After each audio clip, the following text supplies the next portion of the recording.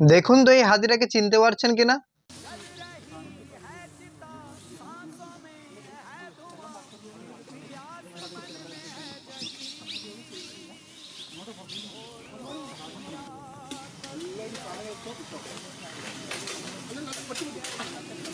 কি পেরেছেন? পারেননি? এ মা, এত তাড়াতাড়ি ভুলে গেলেন?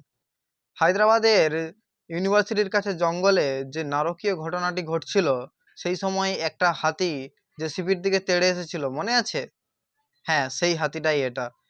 সেই জেসিবির সাথে লড়াই করার সময় তার যে চোট লেগেছিল তারই চিকিৎসা চলছে। আশা করি খুব তাড়াতাড়ি সে সুস্থ হয়ে উঠবে।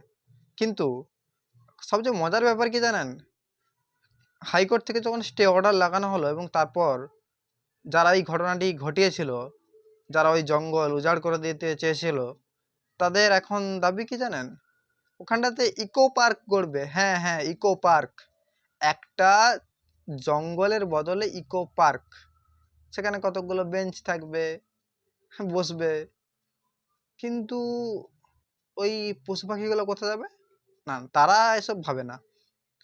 আপনি শুনলে অবাক হয়ে যাবেন, ওখানে স্পটেড ডিয়ারের কিছু বডি পাওয়া গেছে। হ্যাঁ, ডেড বডি পাওয়া গেছে।